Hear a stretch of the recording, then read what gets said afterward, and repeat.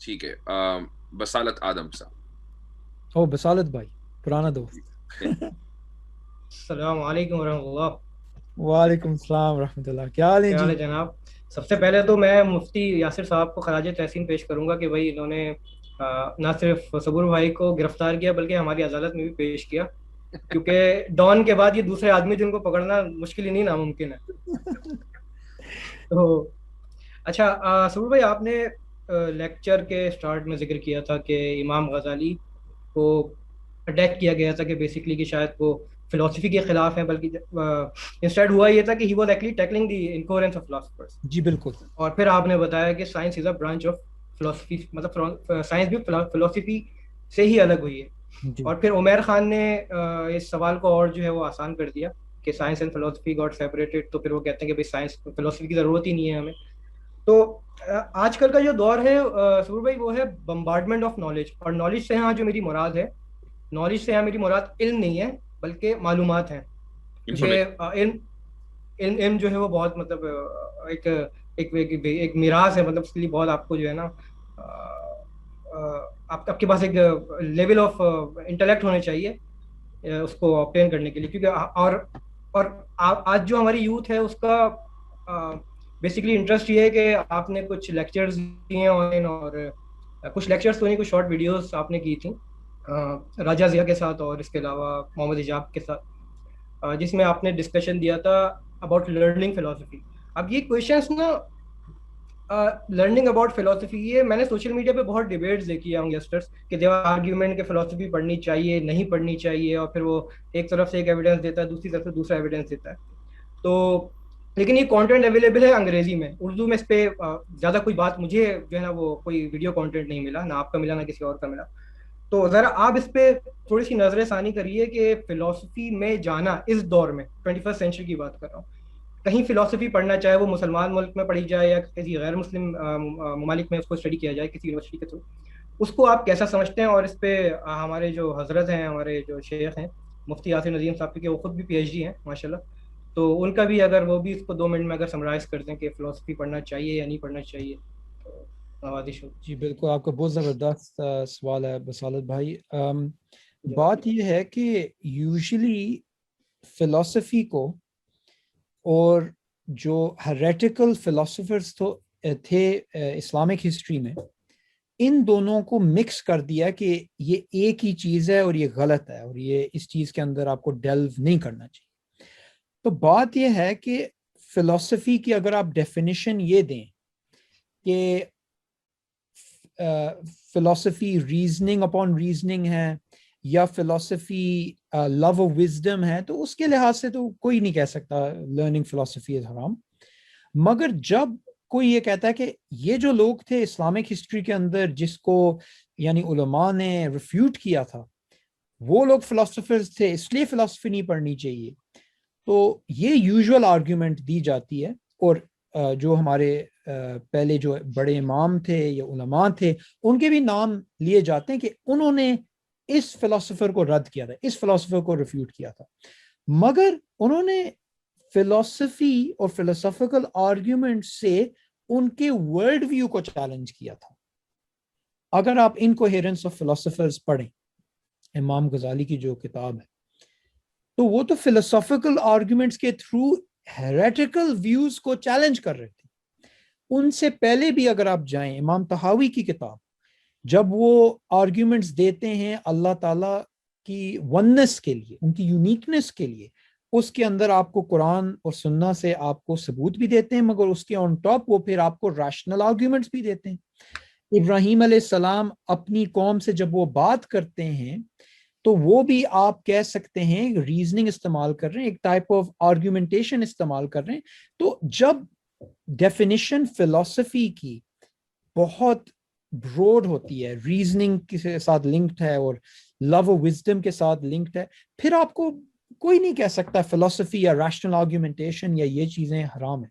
مگر جب لوگ اس کو مس کیریکٹرائز کرتے ہیں اور اس کو کہتے ہیں اس کا ایکچولی یہ مطلب ہے، پھر یہ بڑی پرابلمٹک چیز ہوتی ہے.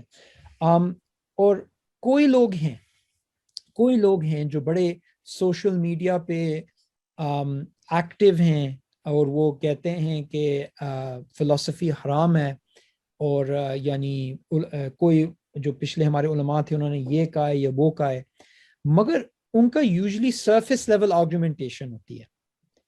جب وہ ان علماء کو کیریکٹرائز کرتے ہیں کہ یہ جو بندہ تھا اس نے بالکل یہ کیا ہے، یعنی ہیریسی کے اندر چلا گیا ہے، اور یہ اس کی ہیریسی کی وجہ یہ ہے کہ اس نے فلسفی پڑھی ہے، اور وہ ان چیزوں کو لنک کرتے ہیں. ہم کو بیسکلی ان لوگوں کو یہ رپلائی دینا چاہیے کہ آپ انگلش میں کہتے ہیں throwing out the baby with the bath water کہ آپ ایک پرابلم ہے، مثلا برتن آپ کے گندے ہیں تو آپ کچن سنک کو لے کے باہر پھینک دیتے ہیں. یعنی یہ ایک بہت اوور ریئیکشن ہے اور irrational ریئیکشن ہے، اور اس چیز پہ ایکچولی میں کوئی بھی اس قسم کے جو لوگ ہیں میں ان کو چیلنج کر سکتا ہوں کہ آپ مجھے ثبوت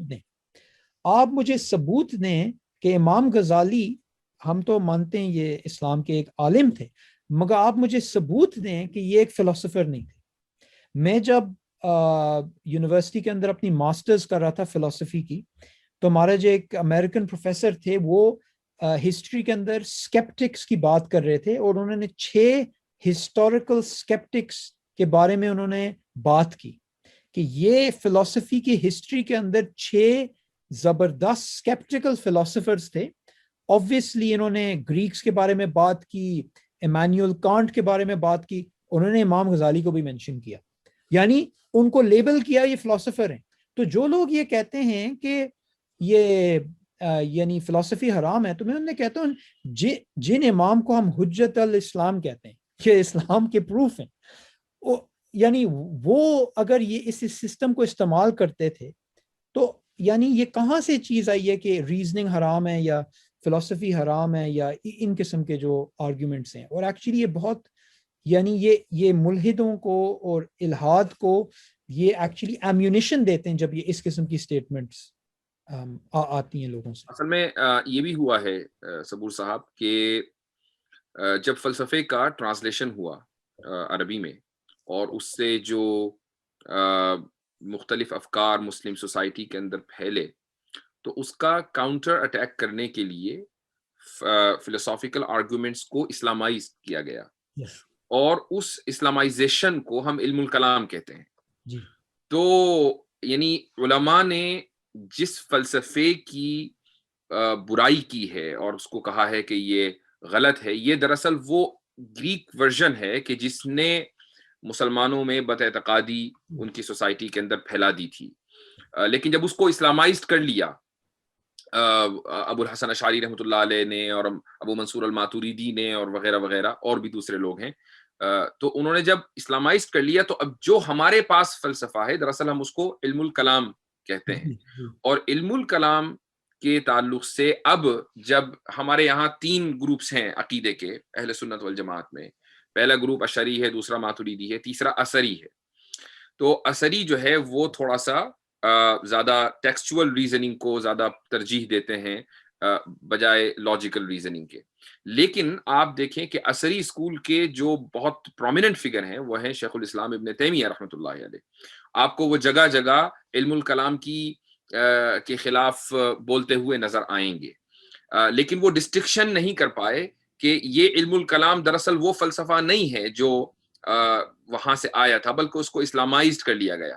اور جب وہ خود اسلامی عقیدے کے اوپر گفتگو کرتے ہیں شیخ الاسلام ابن تیمیہ، تو ان کی ایک بہت مشہور کتاب ہے درء تعارض العقل والنقل، 14-15 والیومز میں ہے. اس میں آپ ان کو دیکھیں گے کہ وہ جگہ جگہ جہاں پر بھی قرآن پر حدیث پر کوئی اعتراض ہوتا ہے تو اس کا، اور مثلا سائنٹیفک ایررز ان دا قرآن، اس زمانے میں بھی فلسافیکل ایررز ان دا قرآن کی بات ہوئی ہوگی، تو وہ فلسفی سے اور علم الکلام سے ہی جواب دیتے ہیں. اور یعنی عقل اور نقل کے درمیان کوئی کلیش نہیں ہے. اس چیز کو انہوں نے ثابت کرنے کے لیے 14-15 والیومز لکھ ڈالی ہیں. تو اس سے ہم یہ نتیجہ نکالتے ہیں کہ آپ چاہے فلسفی جس کے اصلی معنی ہے لو آف وزڈم، آپ اس کی چاہے کتنی بھی مخالفت کریں لیکن آپ اپنی زندگی میں اس کو استعمال کرتے ہی کرتے ہیں. اب یہ کہ آج کل مدرسوں میں، میں تو فلسفی کا بہت بڑا سپورٹر ہوں، لیکن آج کل بہت سے مدرسوں میں یہ بات چل پڑی ہے کہ بھی فلسفے کا کوئی فائدہ نہیں ہے. اور یہ اس لیے نہیں ہے کہ فلسفہ پڑھنا حرام ہے، بلکہ اس کا یوز نہیں ہے، بہت مشکل سبجیکٹ ہے، بہت ڈرائی سبجیکٹ ہے.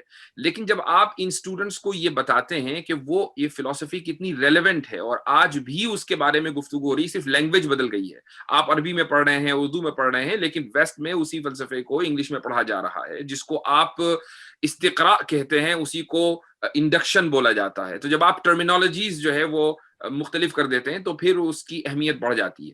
اور یہ میں اکثر کہتا رہتا ہوں طلبہ سے. تو بصارت آدم صاحب نے ایک اچھی بات کہی ہے، میں سمجھتا ہوں کہ اس پر اردو میں کچھ کانٹینٹ آنا چاہیے تاکہ ہمارا جو اردو داں طبقہ ہے وہ اس سے زیادہ سے زیادہ فائدہ اٹھائے. ایک چیز ایڈ کرنا چاہتا تھا کہ ادھر ایک شیخ ہیں، شیخ عثمان علی، وہ ادھر میرے خیال سے دارالعلوم بری یا دارالعلوم بلیک برن کے وہ گریجویٹ ہیں. اوکے.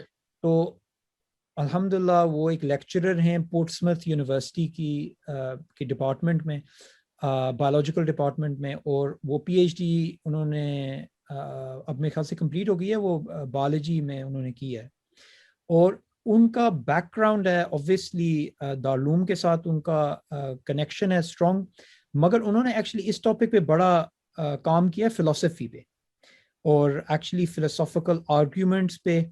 تو ان کا ایک یوٹیوب چینل ہے، اس کا نام ہے عثمان الفٹ، یا آپ فاطمہ الزبتھ کیٹس اکیڈمی ہے، اس پہ آپ کو پروفیسر شعیب احمد ملک ملیں گے اور شیخ عثمان علی ملیں گے. یہ لوگ ملیں گے جو ایکچولی خود بھی ان کا بڑا اسٹرانگ تھیولوجیکل کنیکشن ہے دارالعلوموں کے ساتھ، اور اسی کانٹیکس کے اندر وہ کام کر رہے ہیں کریکولمز پہ اور ویریس ٹائپس. تو میں ریکمینڈ کرتا ہوں کہ ان کے چینلز کو بھی آپ اسپریڈ کریں انشاءاللہ.